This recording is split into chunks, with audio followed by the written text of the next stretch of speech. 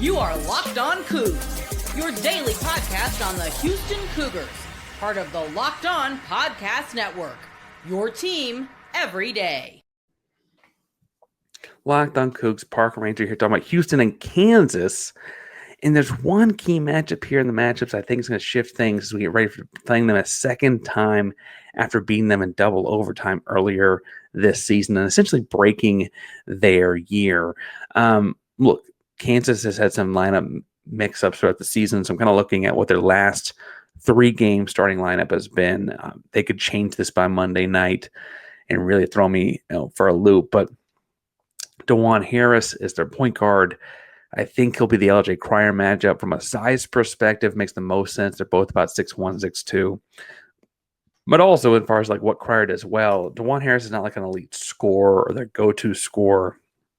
He had 8 points last game in a double overtime game that he played the vast majority of. And honestly, he hit 2 threes and is not like he was like a 30% shooter from out there. He's not a sharp shooting 3-point guy either. And so I would argue that that's okay. He likes to set up their offense. It's very important what they do, Dajuan Harris is, but LJ Cryer will be okay. Keep an eye on the lane and making sure he doesn't score down around the bucket, because it's kind of the only real threat you have to worry about with him. Not going to win that. I've said that, but I think that's kind of what Cryer will be in this one. Their scorer in the backcourt is Zeke Mayo. He's more like 6'4", 6'5". He's where I'm putting Milos Uzan. He had 18 points against you in the Fog Allen game. Kind of rotated defenders through him to give him different looks. I thought Uzan had the best possessions. Now, he still made shots. Zeke Mayo is Zeke Mayo, right? But I think Uzan's positional size and strength helps a lot. I also think that it, frankly, makes more sense to have Uzan there and then Cryer. And that's, I think, just from a length perspective, deterring jump shots, stuff like that.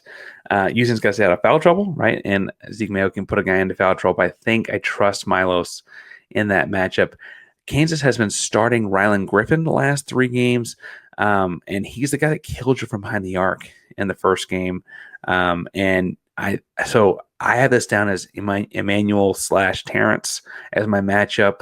We'll get to why I have that as a slash in a second, but I think that's your third guy. You can have a little sturdier with some length out of E-Man, or just the positional size that Terrence offers, kind of get up in Griffin's grill.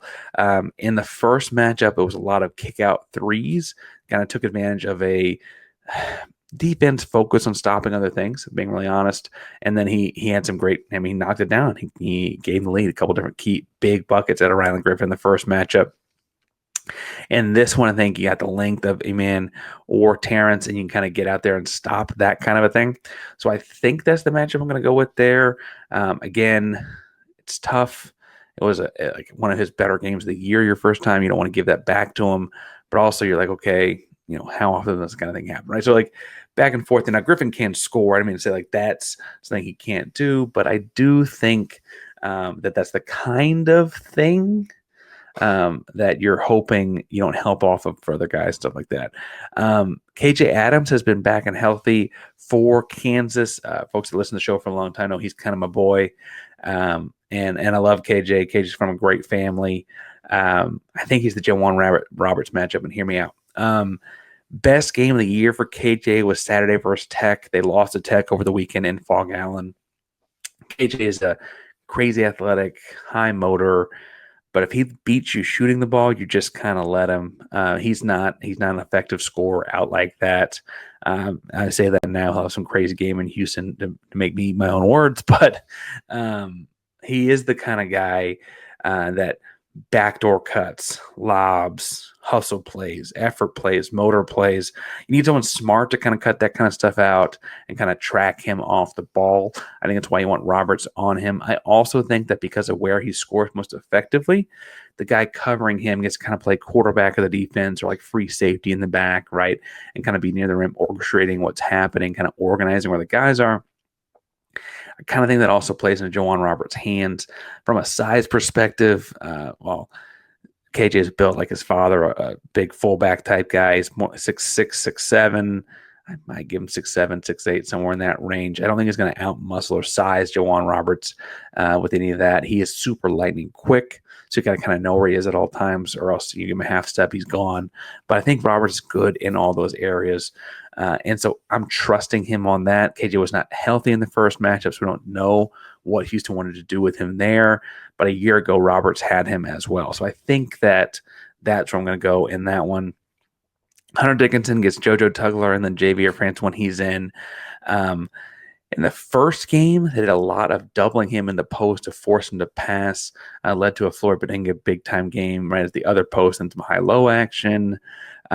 He was an effective scorer in some of their wins and some of their closer games. Hunter Dickinson has been, and he's got a lot of post moves and post scoring options in his bag.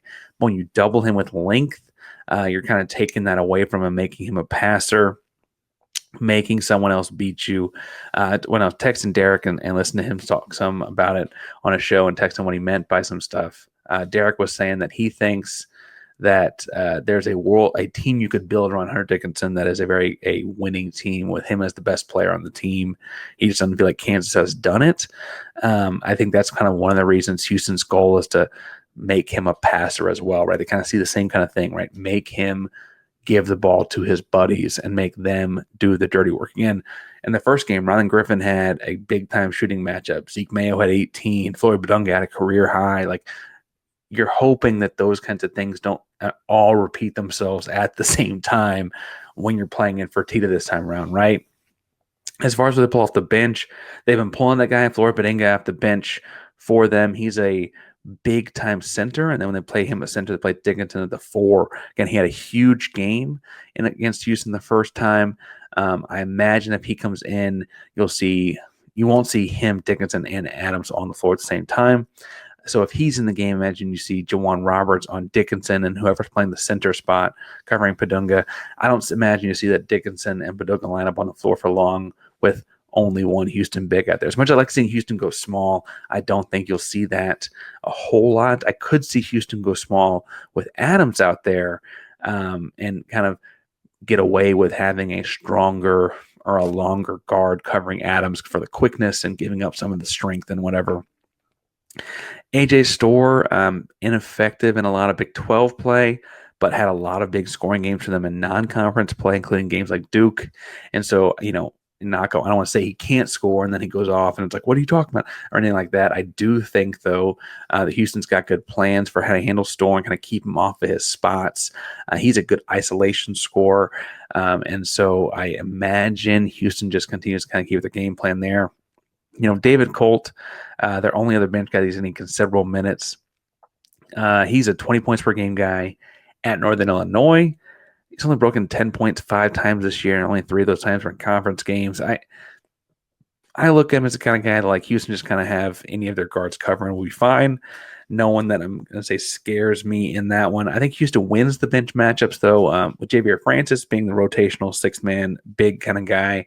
And then and Terrence Arsenault potentially as well. You got to remember, though, that in the first game, Lake Wilson killed these guys with his speed. He had 18 points. We all think about the shot that he hit, right, to send the game to double overtime in that one, like how heroic that was. But he had big shot after big shot after big shot throughout that game. A couple of mid-range pull-ups off the dribble, catch and shoot 3 in rhythm early to kind of cut the bleeding. I mean, he really was a very effective scorer and playmaker in that first matchup. And I feel like part of that was the time of year. He was playing really well that time of year. But the other part of that was definitely this matchup favors a guy with his speed. Kansas has a lot of size and strength and high basketball IQ, but you can't make up for speed. You can't teach speed. You can't coach speed, right? And I think Wilson has that in his bag in this game, and I think you'll see more of that play out in this one as well. Now, I also think there's a chance you see very few of these guys play. And I want to talk about what I mean by that and why you're even playing this one with any full force and ferocity in a second. But first, as mentioned at the top, that show is brought to you by FanDuel, America's #1 sportsbook, because when the game tips off, the NBA action is just getting started. There's no better place to get in on the action than with FanDuel, America's #1 sportsbook. With FanDuel, can place live bets throughout the game. So even if you miss the action from opening tip-off or you want to bet on a fourth quarter comeback, you stay in on the action. If you're looking for a bigger payout, you can combine your live bets into a same-game parlay. Right now, new customers get $150 back in bonus bets if your first $5 bet hits. Just visit FanDuel.com to join today. That's FanDuel.com. Join your shot at $150 back in bonus bets. Make every moment more with FanDuel, official sportsbook partner of the NBA.